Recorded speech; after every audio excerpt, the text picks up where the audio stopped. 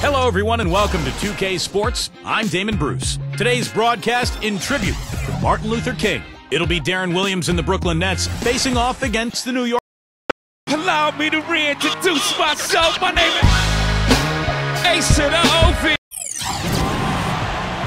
Welcome to the NBA here on 2K Sports, a special Martin Luther King Day edition. I'm Kevin Harlan, alongside Clark Kellogg and Steve Kerr, and Doris Burke reporting from the sidelines. The fans making some noise here at the Knicks Arena. The New York Knicks are getting settled in. Well, they're entering a bit of a soft spot in their schedule, facing off guys against some of the lower-ranked teams in the league, and we'll see if they're able to take advantage and have their win total. Well, hold on a minute here, Kevin. You've been around this league a while now, and you know there are no gimmies in this league. Even though the schedule looks soft and it looks like they're winnable games, every team can take you out to lunch if you don't pay attention to detail. Well, this is the NBA. I mean, every team's got talent, and if you don't take teams seriously, then you're in some trouble. So this is a stretch they have to take very seriously, and as long as they focus and play hard, I think they've got a chance to do well. Now the starting group for the Brooklyn Nets, presented by State Farm. Johnson, Wallace, and Humphries are the 2, 3, and 4 in order. Brook Lopez is out there with Darren Williams. And for the Knicks, at the 3, 4, and 5, we've got Carmelo Anthony, Amari Stoudemire, and Tyson Chandler. Jason Kidd is out there with Fulton. And that one's good. Well, Joe Johnson, particularly now that he's later in his career, has become primarily a perimeter shooter. He used to get to the rim a lot more, taking advantage of that big, strong body. He's also got great footwork, and he's an excellent shooter. So he's pretty good from mid-range and beyond. Here is Felton after Joe Johnson's score. Shot clock at 6. That's good. Felton has got his first points in this one. You know, he got one step ahead of the defense on that one. Excellent job. And Joe Johnson, a jump shooter, as you mentioned, Steve, gets about 2/3 of his shots from mid-range and out. But, Kevin, he's really a good shooter from everywhere. I mean, when he does go inside, he finishes well. And he's got a nice in-between game with his floater. He's got the full package, I think, offensively, and he's much stronger and quicker than he appears. Now let's find out what head coach Mike Woodson had to say to Doris Burke. Doris? He said that slowing down Joe Johnson will definitely be a big key for them. He added, Johnson is so big and is able to shoot over the top of you. We just need to make sure that we're always right in his jersey, never losing track of him, and trying to force him into tough, contested shots. Guys, we'll see if they can slow him down. Thank you, Doris. Guys, you talk about Avery Johnson, the coach of the Nets. With 5+ seasons of NBA coaching experience as a head coach, he got his start on that great Mavericks team. He's the fastest coach in NBA history to get to 150 wins. That says a lot. Here's Anthony after Joe Johnson's score over Wallace. And again, it's Carmelo Anthony. Anthony's got 6 points. Well, he's one of their anchors at the offensive end, guys, because he can make plays like that all the time. And it's Johnson penetrating. Williams up on top. There's the 3. Second chance shot, and the layup is up and in. Nice putback. That's why you want guys working hard on the boards at both ends of the floor. Kidd kicks to Anthony. Chandler with the screen on Wallace.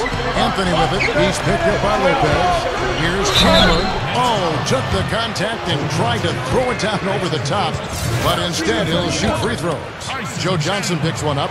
Strong move there to go in for the dunk. That's a smart foul there to prevent him from the finish. And going back to what Clark mentioned with Avery Johnson, you know, that first full season as a head coach with Dallas, he won Coach of the Year, and the team made it all the way to the finals. Not bad for a rookie. Well, that one miss shouldn't be too costly because he was able to make it a 2-possession lead at least. And there's the call on Felton. That is his first foul of the game. And here in the first quarter, with a little over 3.5 minutes played, here's Johnson. Another one falls for Brooklyn. Well, he's really having a nice quarter, made some big shots for him. And this really is such an interesting time for the Nets because the move to Brooklyn, I think, has elevated the image of that franchise. You know, they used to be the little brothers to the Knicks and, you know, playing across the river in New Jersey. But now they basically are sharing the spotlight in the Big Apple, and it's going to be a lot of fun to watch. Felton against Williams, and the pass to Lopez. Back to Williams. Kicks it to Lopez. 6 to shoot. Johnson. Pass to Waltz. Foul called that time on the way up. That'll give him 2 chances at the free throw line here. Yeah, Nets are now in one of the premier locations, Steve, for any sports franchise, even if it was a short move. And I think, Clark, with that move, the whole mindset has seemingly changed. Well, you can certainly call them a big market team now, and a lot of free agents will probably be interested in signing there. So definitely they've got a working advantage in their favor now. And the Nets making a change here. Watch is checked in. Felton dishes the kid. Pass to Anthony. Back to Kidd. Blatch with the steal.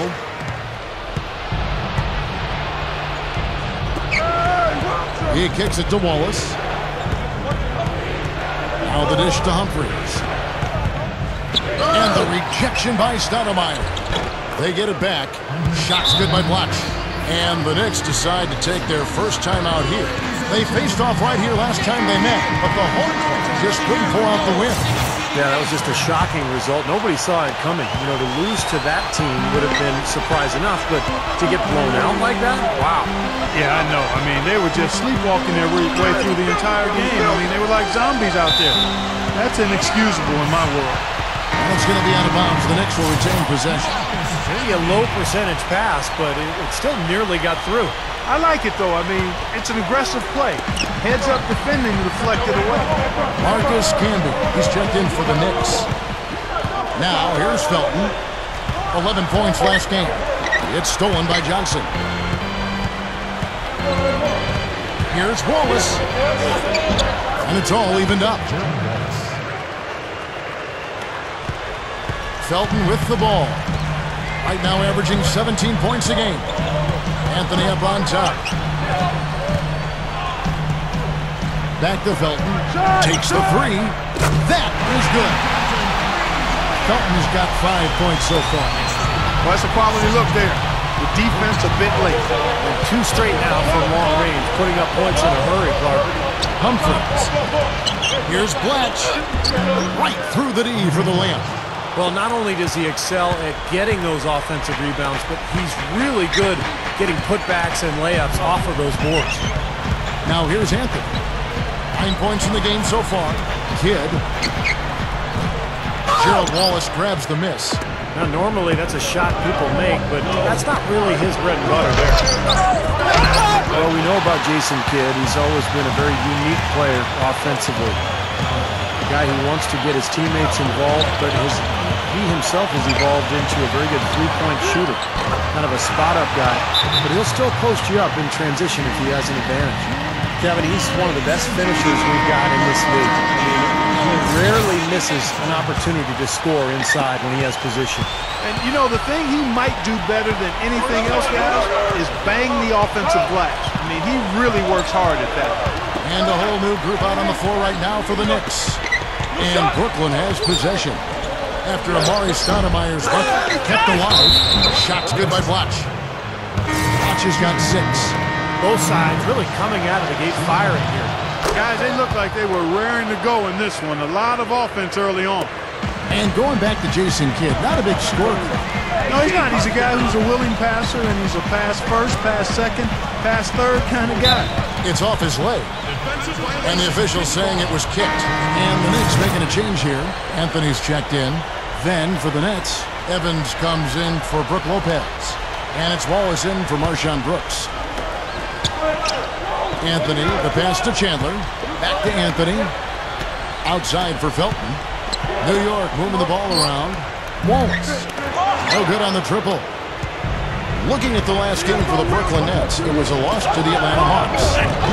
And what stands out from that game, Clark, is that they let a lot of points slip through their fingers at the free throw line. Yep, and I think some doubt started to creep in as well when they kept missing their foul shots. Guys seem to tighten up and start alligator arming those things. From outside the arc, that one falls coming off Anthony's feet. Wallace has got himself on the board with 3 there. Williams gets over the watch. Over Chandler, and it's good from the elbow.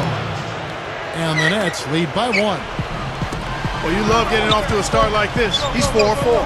And that makes the rim look huge. You start making shot after shot, then it becomes an easy game out there. Nice shot by Smith. Now there's something for the top 10 highlight reel right there. A layup can be just as sweet and as pretty as a dunk sometimes. Johnson outside. And he was fouled on the way up. 2 free throws now for him. And Joe Johnson now in his 12th season out of Arkansas. One of the best swingmen in basketball. And of course, he's one of the highest paid players in the league. So I think fans sometimes expect more out of him. But he's still a very solid player. Stoudemire's checked in for New York. Kidd comes in for Raymond Felton. Then for the Nets, Humphreys comes in for Reggie Evans. And it's Watson in for Darren Williams. Wallace dishes to Johnson. Feeds to Watson.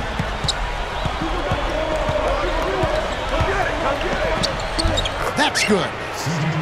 Watson's got his first bucket in this one. That's grace over power, guys. That finger roll gets him 2 points. Impressive stuff. Here's Smith. Goes up low. A rebound by the Nets.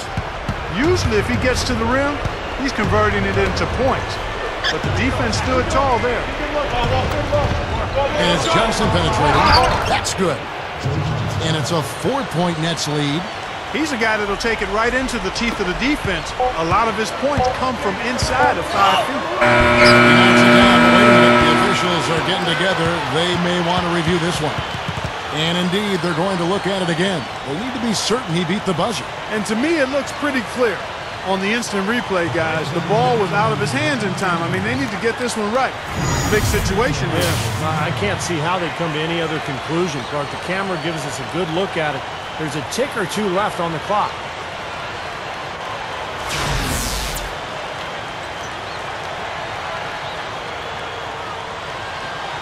And they're going to count it.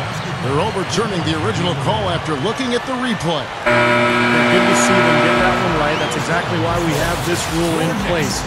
And I like it.